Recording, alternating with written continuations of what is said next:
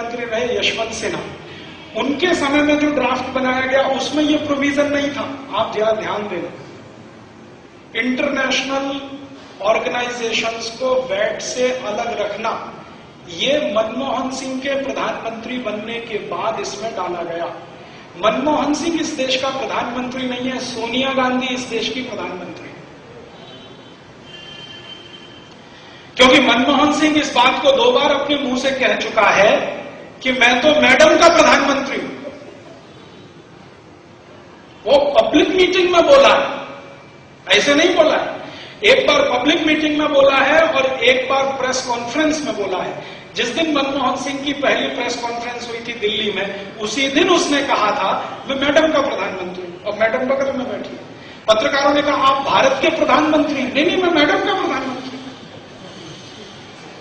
अर्थात जैसे मैडम कहेगी वैसे ही मैं करूंगा। मैडम कौन है? क्रिश्चियन लॉबी की सरमुख्तियार सोनिया गांधी। तो इंटरनेशनल ऑर्गेनाइजेशंस को वैट फ्री बनवा दिया, एक प्रोविजन डलवा दिया। सारे चर्च हिंदुस्तान में, वो कैथोलिक्स हो या प्रोटेस्टेंट हो, सभी इंटरनेशनल ऑर्गेनाइजेशन में गिने जाते हैं।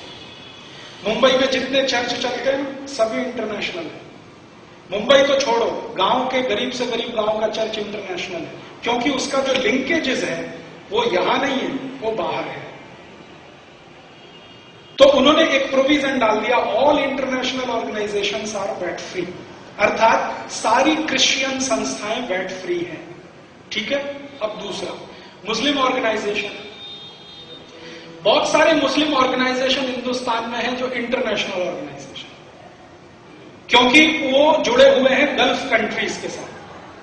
आपको मालूम है बहुत सारी मस्जिद भारत में बनती है जिनके लिए पैसा आता है तो वहां से आता है, अरब देशों से आता है, उनके पैसे से यहां की मस्जिद बनती है, उनका एफिलिएशन वहां है। तो जिनको भी पैसा बाहर से आता है उनका एफिलिएशन वहां होता है, तो वो इंटरनेशनल हो जाते हैं। तो all international organisations are VAT free, अर्थात मस्जिद और चर्च वैट फ्री, अर्थात मस्जिद और चर्च की किसी भी एक्टिविटी पर कोई टैक्स नहीं, अर्थात मस्जिद और चर्च की किसी भी एक्टिविटी पर सरकार के अधिकारी का कोई अंकुश नहीं। आपकी एक्टिविटी वैटेबल है या नहीं है वो तो सेकेंडरी है, लेकिन आपके ऊपर सरकार का अंकुश है या नहीं वो प्राइमरी है।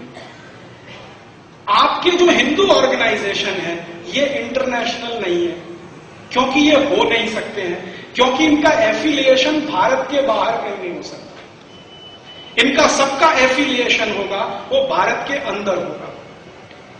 तो भारत के अंदर हिंदू धर्म, हिंदुओं में बौद्ध भी आते हैं, जैन भी आते हैं, और तेरापंथी और दूसरे सभी तरह के मतांतर के लोग आते हैं, सनातनी भी आते हैं, गैर सनातनी भी आते हैं, सब तरह के लोग। उनके जितने संगठन, संप्रदाय, संस्थाएं, वो सभी वैट के अधीन आ गई।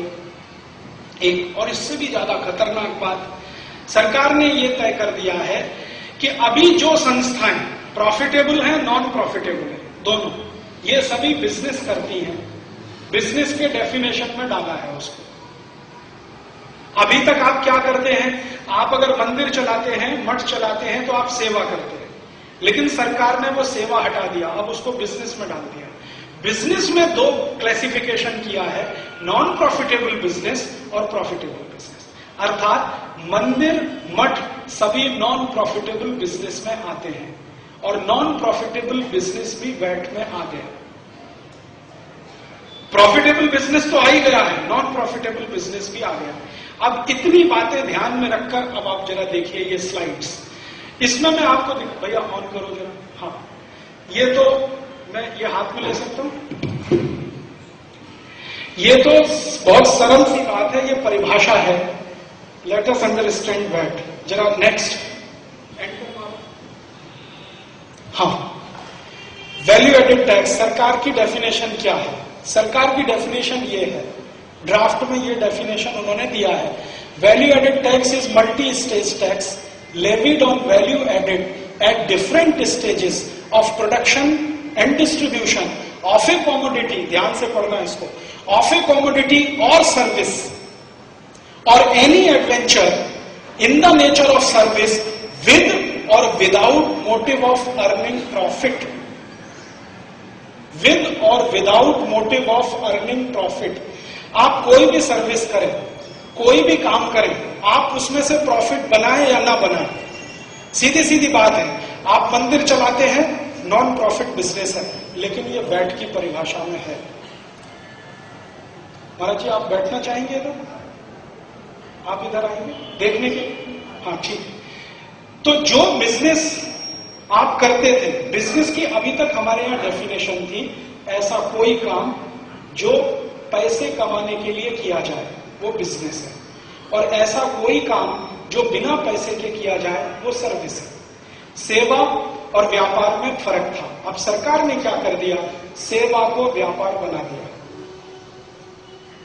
सबसे ज्यादा विरोध होने की जरूरत है इसी डेफिनेशन पर, कि तुम्हारी हिम्मत कैसे हुई हिंदुस्तान की नॉन प्रॉफिट ऑर्गेनाइजेशंस, माने मंदिरों के सारे ट्रस्ट, मठों के सारे ट्रस्ट, उसको भी तुमने इसमें डाल दिया। और ये बात जब मैंने महाराज जी कई ऐसे सांसदों को कही जो थोड़े धर्म प्रेमी हैं, जो थोड़े जीव दया प्रेमी हैं, जो कभी कभी आप जैसे संतों के प्रवचन सुनने आते हैं, दिल में कहीं कहीं कोई दीपक जलता रहता है, उन्होंने कहा, राजीव भाई सच में हमको मालूम नहीं ये हो गया, सच में हमको मालूम नहीं ये हो गया। मैंने कहा, आप संसद में गए हैं, हमने आपको संसद में इसलिए भेजा है, आप वहां बैठे बहस करें, चर्चा करें। वो कहते हैं, हमको सरकार ने ड्राफ्ट ही नहीं दिया, चर्चा क्या करें। मैंने कहा, तुमने चिल्लाया क्यों नहीं संसद में? जितना तुम राबड़ी देवी लालू यादव के लिए चिल्लाते हो और जितना मुलायम सिंह और मायावती के लिए चिल्लाते हो, तुमको इस पे चिल्लाना चाहिए था कि सरकार ड्राफ्ट नहीं दे रही है, ड्राफ्ट नहीं दे रही है, और इतना हल्ला मचाना चाहिए था कि सरकार ड्राफ्ट देती और समय से पहले देती और तुम उसमें ये देख लेते और इस पर संसद में बहस करते या विधानसभा में बहस करते और इसको निकलवाते। ये बहस नहीं हुआ, निकाला नहीं गया, इसलिए टैक्स में ये आ गया। अब इस डेफिनेशन से आप समझ लीजिए, कोई भी मंदिर, कोई भी मठ, कोई भी संस्था जो लूले लंगड़े व्यक्तियों के लिए काम करे, जीव दया के लिए काम करे, कुछ भी करे, वो सभी वैट में आ गए। वैट में आने का मतलब ये है, अधिकारी वर्ग का शिकंजा अब आपके ऊपर आ गया। अब कोई भी अधिकारी कभी भी आ सकता है, आपके ट्रस्ट के सारे अकाउंट चेक कर सकता है, और आपने अगर अकाउंट में कुछ खर्चा दिखाया हुआ है कि हमने तो इतना पैसा खर्च किया कबूतरों को दाना डालने के लिए, तो वो आपके ऊपर क्वेश्चन कर सकता है। अब आपको उसका जवाब देना पड़ेगा। और वैट के नियमों में सबसे खतरनाक है महाराज जी, हर बार ऑफिसर को कन्विंस आपको करना पड़ेगा। You have to convince him. वो कोई भी क्वेश्चन करे, you have to convince him. और उसको कन्विंस होने में क्या क्या लगता है वो आप सब जानते हैं। किसी भी टैक्स कमिश्नर को कन्विंस होने में क्या क्या लगता है वो आप तो मुझसे बेहतर जानते हैं। मैं तो कुछ धंधा व्यापार नहीं करता हूं। जो लोग धंधा व्यापार करते हैं वो मुझे बताते हैं कि राजीव भाई, टैक्स कमिश्नर को कन्विंस करना, आप समझ लो, दुनिया का सबसे मुश्किल काम है। उसको पैसा लगता है कन्विंस होने के लिए, घूस लगती है, रिश्वत लगती है। सिर्फ घूस और रिश्वत तक हो उतनी बात नहीं है, उसके आगे अगर उसकी नजर आपकी कार पे पड़ गई और आपकी कार बहुत अच्छी है तो कन्विंस करने के लिए वो देनी पड़ सकती है। उसकी नजर आपके किसी फ्लैट पे पड़ गई और उसको फ्लैट आपका पसंद आ गया तो फ्लैट उसके नाम करना पड़ सकता है। उसकी नजर आपकी किसी भी चीज पे पड़ गई, कन्विंस करना पड़ेगा।